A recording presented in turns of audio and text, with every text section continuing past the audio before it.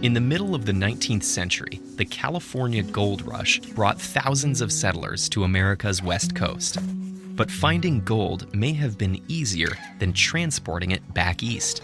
The only hope for avoiding a grueling 6-month wagon journey was to travel the narrowest portion of the continent, the 48-kilometer Isthmus of Panama. By 1855, a railroad spanning the region significantly shortened the trip, but unloading and reloading ships at each port cost time and money. To truly connect these two bodies of water, shipping interests needed a canal, a continuous maritime passage through the isthmus. The first attempt at this colossal construction project was taken up in 1881 by French diplomat Ferdinand de Lesseps. De Lesseps had supervised construction of Egypt's Suez Canal, but his success made him overconfident. He insisted on digging the canal at sea level, even though it required boring directly through the Continental Divide mountain range.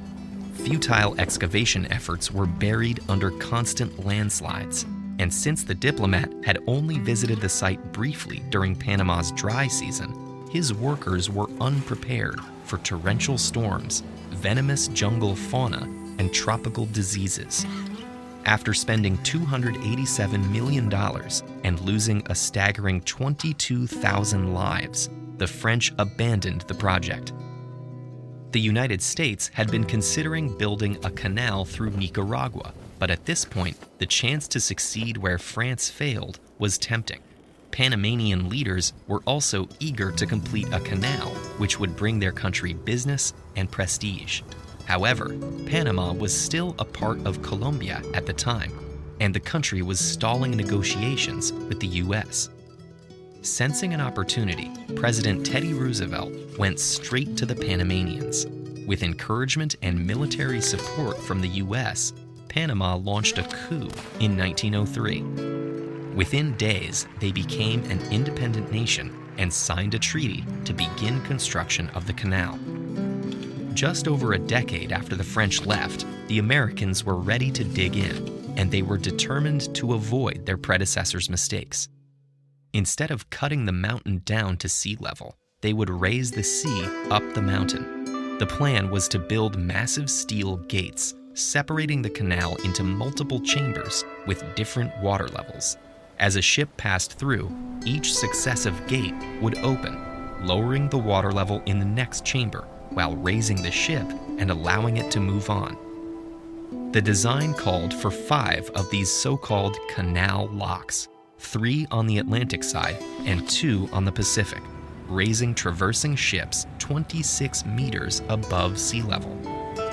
Operating this lock system would require a massive reservoir of water, and fortunately, the low-lying Chagres River Valley provided a natural solution.